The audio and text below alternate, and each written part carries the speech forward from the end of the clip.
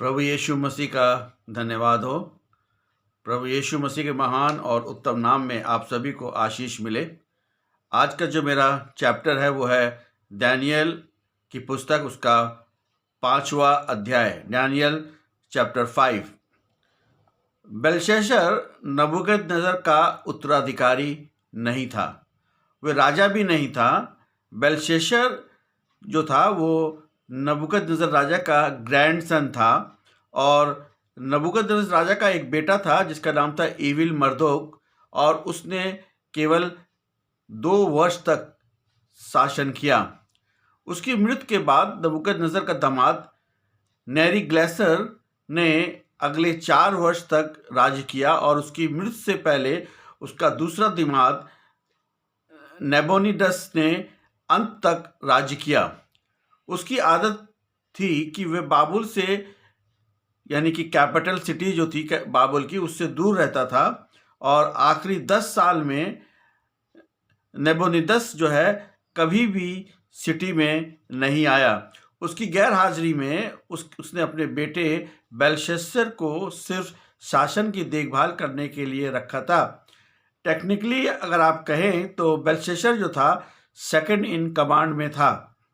राजा की एब्सेंस में, क्योंकि वह उस समय कोई रेडियो फोन नहीं था, राज्य को एक ऐसा व्यक्ति चाहिए था जो राज्य के सारे निर्णय को ले सके। वह राजा तो नहीं था, पर एक्टेड एज ए किंग, वो एक राजा की तरह कार्य करता था। इसलिए उसने दानियल को 3rd पोजीशन देने का वायदा किया। चैप्टर 5 के आखिर में बेबीलोन किंगडम जो है वो समाप्त हो गया। यह 539 बीसी में हुआ, और यह दानियल का 67 वर्ष था बेबीलोन के किंगडम में। जब से वह बंधुआई में आया, इस समय वह 80 वर्ष का था। उसने नबूकदनेस्सर को जब तक उसकी मृत्यु ना हुई तब तक जो है उसको जो है उसके साथ काम किया। फिर एविल मर्दोक और नेग्लेसर और नेबोनिदस, और अब बेलशस्सर, जब तक ये किंगडम समाप्त नहीं हो जाता तब तक उसने कार्य किया। 539 बीसी में मादी फारसी एक होकर उनका कॉमन जो एनिमी था, जो 2 राज्य थे, ने बेबीलोन और फारस पर जो है उन्होंने विजय प्राप्त करी। बेबीलोन की जो सिटी थी, उसकी जो दीवार थी वो 14 स्क्वायर माइल्स की थी। जो वॉल थी उसकी बहुत ही विशाल थी, और जो वॉल थी वो 87 फुट चौड़ी थी, और उसमें 4 रथ एक साथ उसमें दौड़ सकते थे। वॉल जो थी वो 350 फीट ऊंची थी, और वॉल में 100 गेट थे, और जो दीवार के ऊपर थे। बेबीलोन के लोग सोचते थे कि हमारी सुरक्षा जो है बहुत अच्छी है। राजा ने जो युद्ध दीवार के बाहर हो रहा था उसका निरादर कर दिया, और ना वो सोचता था कि दीवार के अंदर वह सुरक्षित है और कोई भी आक्रमण नहीं कर सकता।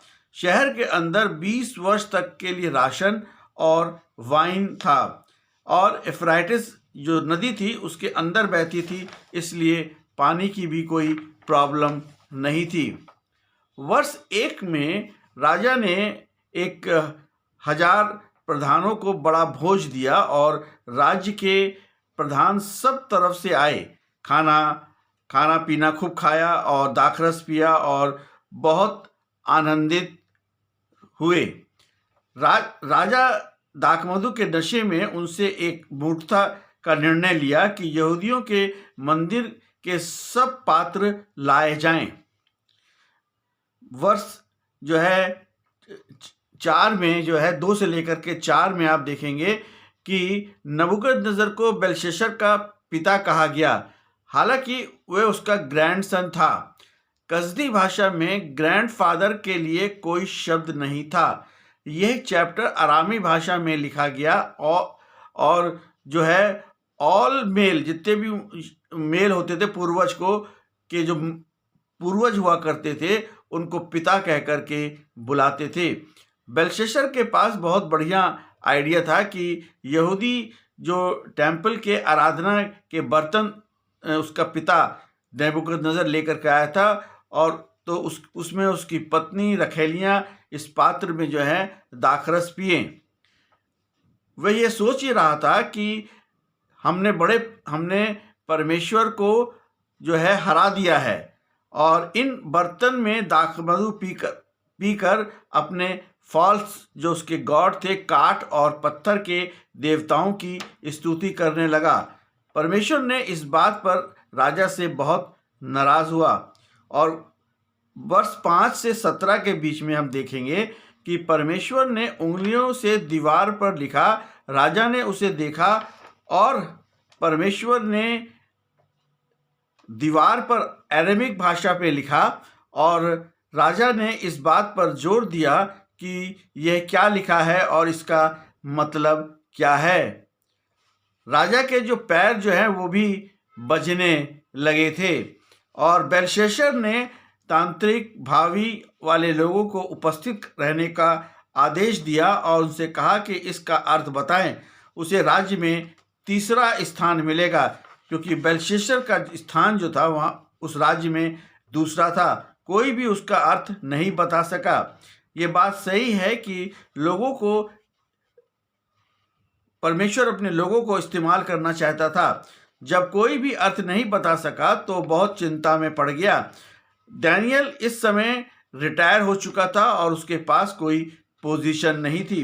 राज दरबार में महिलाओं को बोलने की कोई अधिकार नहीं था, क्योंकि राजा की बहुत सी पत्नियां थीं।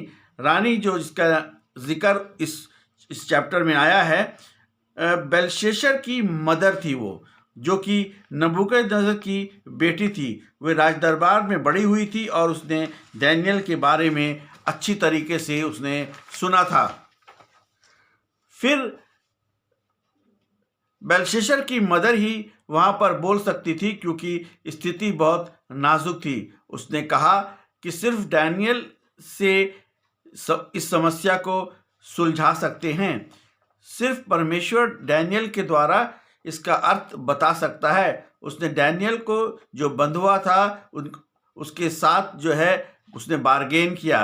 राजा ने कहा कि डैनियल से कहा कि तेरे भीतर देवताओं की आत्मा रहती है। अगर तू अर्थ बताएगा तो तुझे बैंगनी वस्त्र, सोने की माला और राज्य में तीसरा स्थान मिलेगा।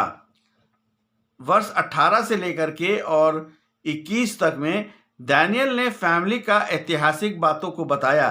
डैनियल ने कहा कि तेरा जो ग्रैंडफादर था एक सामर्थी राजा था, और जब नबूकदनेस्सर अभिमानी हुआ तो परमेश्वर ने उसको वहाँ से उतार दिया और हाँक कर मैदान में भेज दिया। नबूकदनेस्सर ने कहा कि तुम्हारा परमेश्वर बहुत ऊंचा है। वर्ष 22 में जो हम देखते हैं कि बेलशस्सर ने बिल्कुल इन बातों पे कुछ नहीं सीखा और उसने परमेश्वर के बर्तन का अनादर किया। 23 वर्ष में हम देखते हैं कि राजा सिर्फ फॉल्स गॉड का आदर करना चाह रहा था, सच्चे परमेश्वर का आदर नहीं करना चाह रहा था। ये खाली बर्तन बाबुल में महिमा को नहीं ला सकते थे। ये बर्तन परमेश्वर की महिमा का कारण था, और टेम्पल के अंदर जो है इसको जो है रखा जाता था, और इससे परमेश्वर का क्रोध प्रकट हुआ और वह परमेश्वर का मजाक उड़ा रहा था एक तरह से। फिर जब ये लिखा गया तो उसको एक तरह से एमनेशिया यानी कि उसकी याददाश्त तक खो गई। डैनियल ने हर शब्द का उत्तर दिया। मने मने तकेल उपरसिन, यह आरामी भाषा के शब्द हैं। यहाँ पर गुप्त बात यह है कि मने मतलब मीना। मीना जो है वो हिब्रू शब्द है, और इसका मतलब तुम्हारे पास कुछ समय है। उसके बाद तेकेल, ये भी जो है Hebrew comes from the Hebrew word shekel. Shekel से तेकेल आया। इसका मतलब एक शेकेल जो होता था 11.5 ग्राम का होता था, और जब तुमको उसमें तौला गया तो तुम हल्के निकले। उपर्सीन जो है उसका मतलब होता है हाफ शेकल, मतलब कि किंगडम जो है जो 2 भागों में डिवाइड हो जाएगा। न्याय राजा के लिए और बाबुल के लिए समय बहुत कम है। राज्य जो है मादी और फारसी को दे दिया जाएगा। 29-30 पद में जो है दानियल को ना चाहते हुए भी राजा आदर और गिफ्ट देता है, और दानियल ने मना भी किया मगर राजा को वो रिफ्यूज़ नहीं कर सकता था। दानियल ने यहूदी और दानियल की सुरक्षा की इस रात में की, क्योंकि इस रात में उनको बहुत सख्त सुरक्षा की आवश्यकता थी। इसलिए परमेश्वर ने इस रात में दानियल, उनके साथी और लोगों की, जो यहूदी लोग थे, उनकी सुरक्षा उसने करी। मादी फारसी को जो है उसने अलाउ किया कि बाबुल को जीत ले। वो नाइट जो थी वो अक्टूबर 12, 539 BC में फारसी आर्मी ने एक डैम जो है इफ्राटिस नदी पर बनाया, और नदी का फ्लो पास की एक जो लेक थी उसमें डाइवर्ट कर दिया। जो पानी बाइबल शहर के अंदर जाता था, पानी अंदर कम हो गया। कुछ समय में पानी जांग तक आ गया। फारसी सैनिक उस नदी में उतर गए और जो बाहर से पानी अंदर आता था वो भी कम हो गया।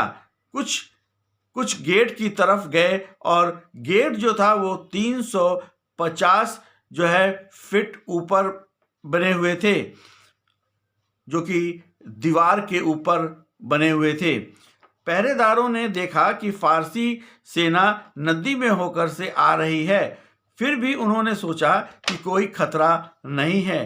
फारसी सेना दीवार पर चढ़ गई और गेट को खोल दिया, और राजा का महल शहर के बीच में था। राजा ने बड़ा उत्सव मनाया, मगर फारस की सेना शहर में आ गई। राजा मारा गया, और दारा मादी ने शहर और पावर अपने हाथ में ले लिया। जो इस्राएली अंदर थे, परमेश्वर ने उनकी सुरक्षा करी। दानियल की भविष्यवाणी के आधार पर ये सिल्वर राज्य जो है वो आ गया, और 66 साल के बाद ये दूसरी स्टेज आ गई। बेलशस्सर जो था इस समय उसकी मृत्यु हो चुकी थी, और दारा राजा राज्य करने लगा। दारा ने पिछले लोगों को जो राजा के साथ काम करते थे, और दानियल को भी उसने ले लिया। ये नया मादी फारसी राज्य स्थापित हुआ, और इसमें कुसरू राजा फारस का राजा बना, जिसको हम साइरस भी कहते हैं। साइरस ने आदेश दिया कि यहूदी लोगों को छोड़ा जाए ताकि वो यरूशलेम के मंदिर बना सकें, और दानियल ने जो है राजा दारा और साइरस की सेवा करी। और दानियल 80 साल का था जब बाबुल जो है जब गिरा दिया गया। दारा राजा बाबुल पर, कुसरू ने फारस पर राज्य किया, और क्योंकि दारा ने बाबुल पे राज किया और कुसरू ने जो है वो फारस पे जो है वो राज्य करा, क्योंकि इसी तरीके से ये दोनों मिल करके आए थे। जब दारा की मृत्यु हो गई तो साइरस ने, यानी कि कुसरू ने, सारा राज्य जो है स्वयं ले लिया। हम आपको बताते हैं कि आप बाइबल को निकालें, और बहुत ही ये इंटरेस्टिंग है इन बातों को जानना जो बाइबल के सामर्थ्य के साथ बाइबल में लिखा हुआ है। इसको पढ़ें, और इस जो मैं बोल रहा हूँ इसको सुने, ताकि जो है आपको पता लगेगा कि 5वें चैप्टर में क्या हुआ था। कल हम 6ठे चैप्टर के बारे में बातचीत करेंगे। प्रभु यीशु मसीह आप सभी को बहुत आशीष दे। आमीन।